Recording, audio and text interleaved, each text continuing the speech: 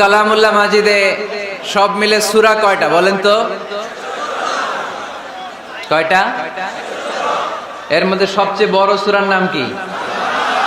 কি নাম? বাকারা। এই সূরা বাকারার মধ্যে সবচেয়ে শ্রেষ্ঠ একটা আয়াত আছে, ওই আয়াতের নাম কি? আয়াতুল কুরসি। প্রত্যেক ফরজ সালাতের পরে আল্লাহ রাসূল সাল্লাল্লাহু আলাইহি ওয়াসাল্লাম আয়াতুল কুরসি পড়তেন। মান ক্বারা আয়াতাল কুরসি দুবুরা কুল্লি সালাতিন মাকতুবাতিন লাম ইয়ামনাহু মিন দুখুলিল জান্নাতি ইল্লাল মাউত। প্রত্যেক ফরজ সালাতের পরে যে ব্যক্তি আয়াতুল কুরসি পড়ে তার জান্নাতে যাওয়ার ক্ষেত্রে আর কোনো বাধা থাকে না, একটা জিনিস ছাড়া, সেটা হচ্ছে মরণ। লোকটা মরে না তাই জান্নাতে যায় না, মরলেই জান্নাতি। এটা পড়েন আপনারা?